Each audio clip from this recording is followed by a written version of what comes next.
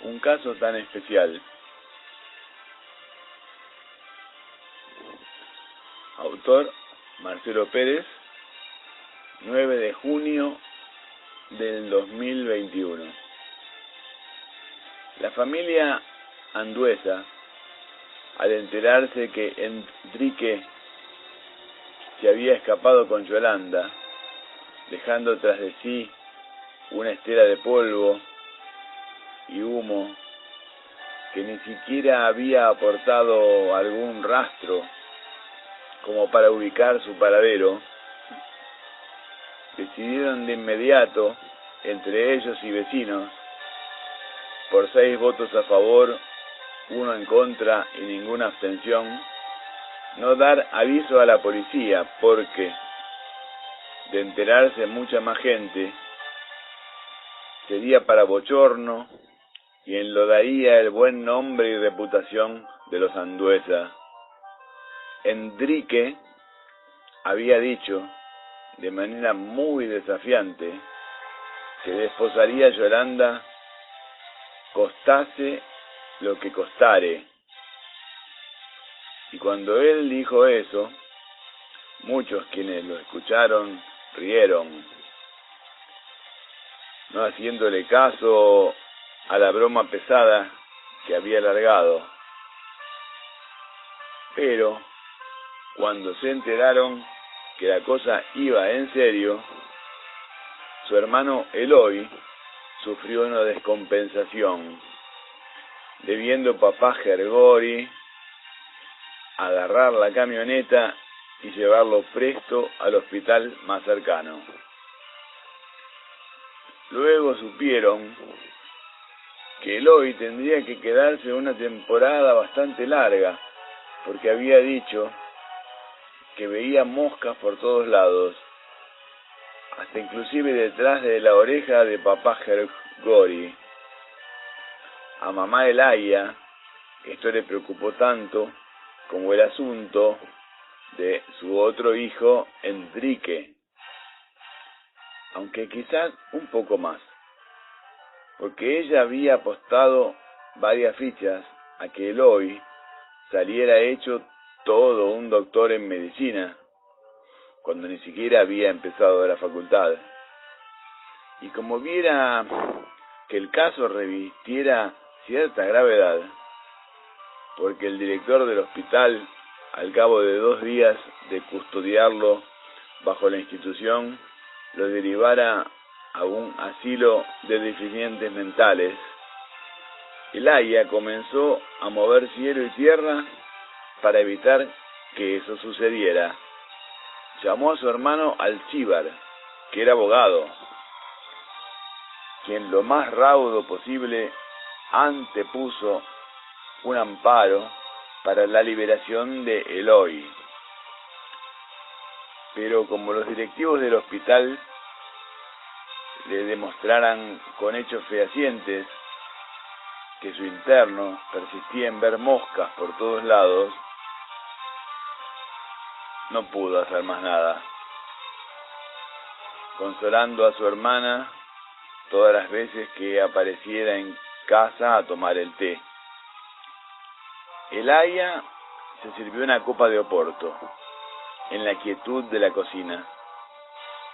Esto fue el jueves de la tardecita, mientras Gergori había ido a comprar leña.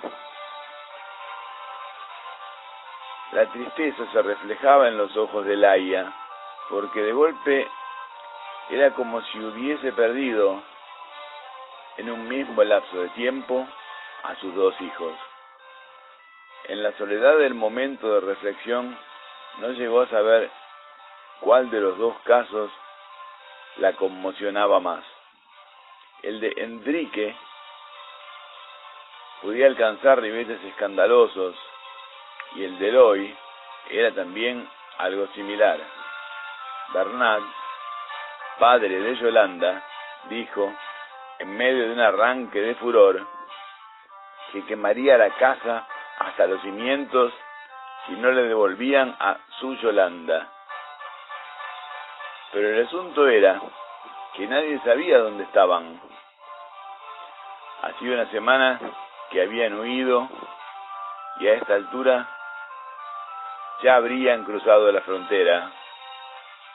Bernat no creyó cierto lo que el aya le hubiese comentado acerca del paradero de su hijo y prometió volver en otro momento para arrasar todo.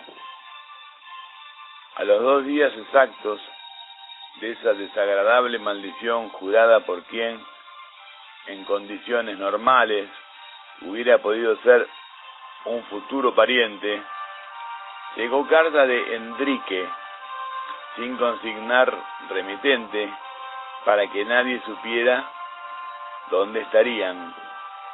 En ella decía que se encontraban muy bien, que Yolanda estaba cada día más linda y que esperaban tener muchos hijos, porque donde ellos estaban era lo único que se podía hacer.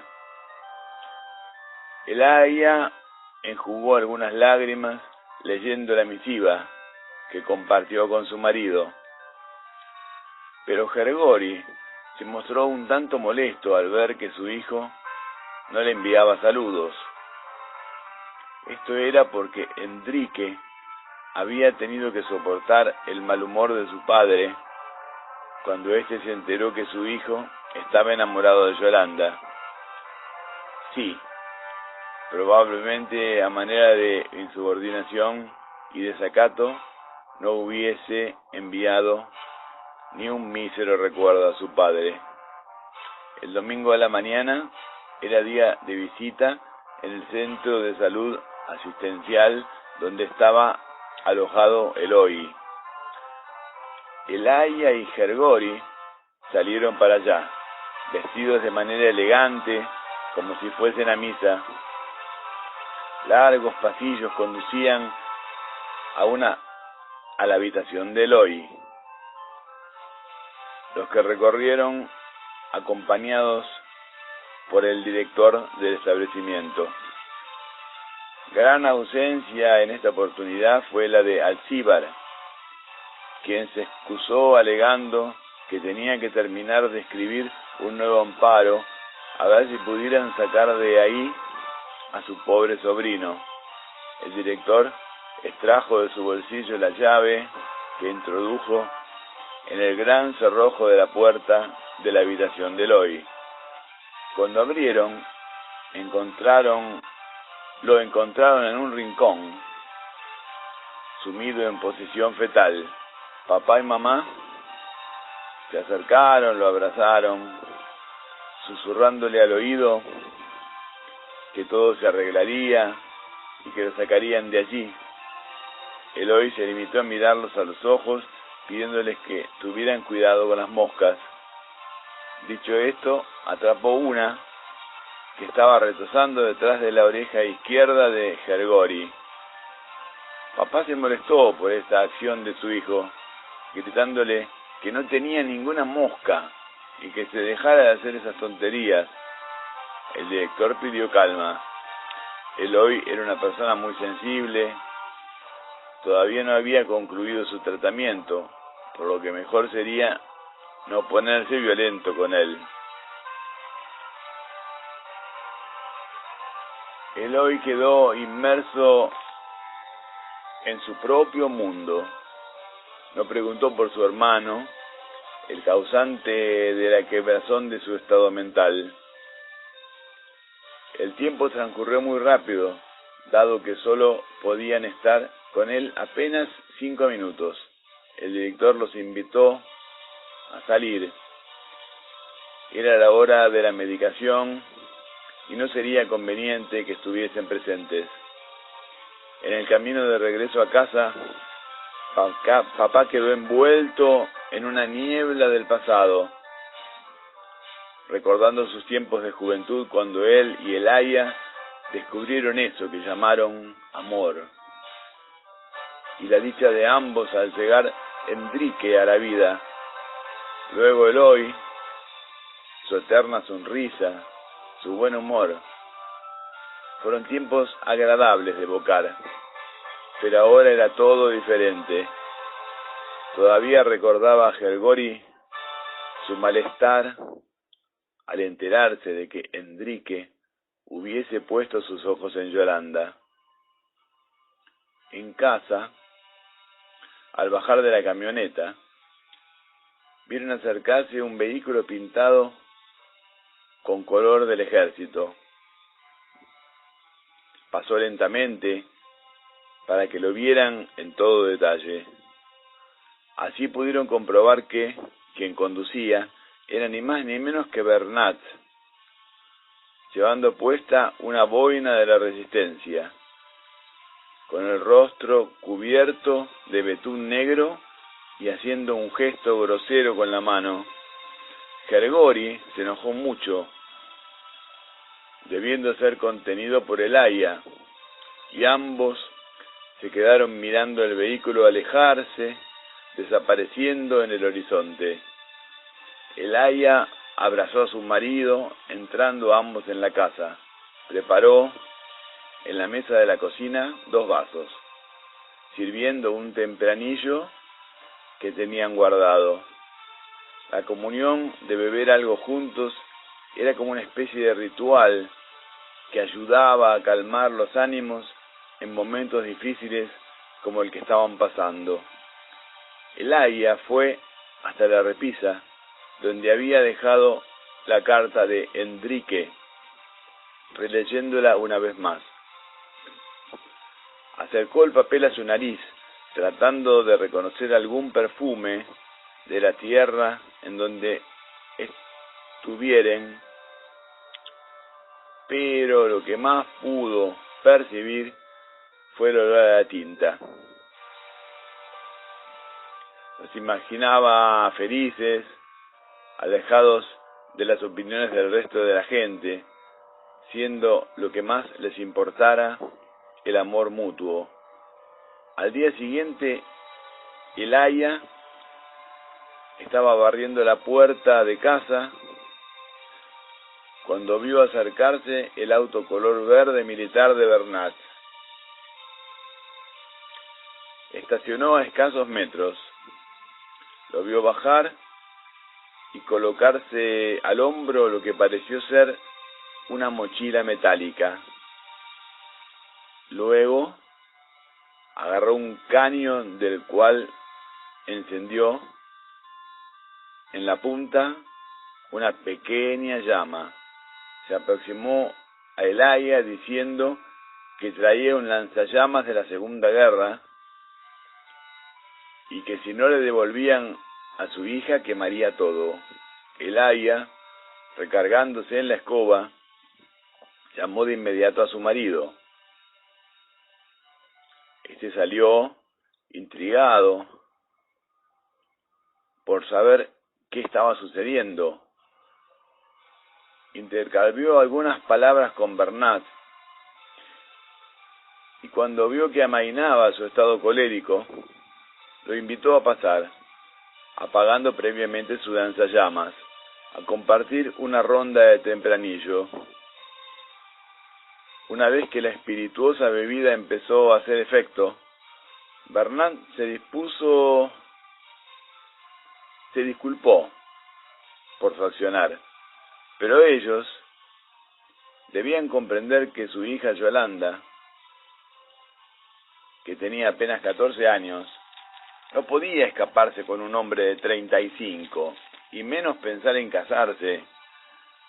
Gergori justificó el comportamiento de su hijo Enrique, alegando que ellos no eran culpables, que nunca habían descuidado darle una ejemplar educación, y que si Enrique había elegido a Yolanda como su compañera para toda la vida, había sido una decisión de él, haciéndose absolutamente responsable de todo cuanto hiciere. Bernat culminó por entender, a pesar de quedar sus ojos al borde de las lágrimas. Tanto el aya como Gergori comprendieron que Bernat era viudo, que había luchado toda su vida para que a Yolanda nada le faltara. La charla terminó, los tres vertiendo lágrimas y abrazándose al despedirse. Quedaron en informarle a Bernat todas las novedades que tuvieran de Enrique. Al siguiente domingo por la mañana, Elaya y Gergori se preparaban para hacer una nueva visita a su hijo Eloy. Camino al sanatorio, Gergori meditó acerca de todo lo acontecido con Bernat y en lo que posiblemente pudiera tener razón. Claro estaba que los métodos que él había querido emplear no habrían sido los correctos. Al llegar los recibió el director, diciendo que Eloy había pasado una noche muy mala. Se había lastimado tratando de escalar las paredes de su cuarto en un intento de caminar por el techo. Al abrir la puerta de la habitación de Eloy, mamá y papá lo encontraron acurrucado en un rincón. Ambos lo abrazaron, mostrando su rostro surcado por algunas magulladuras y arañazos.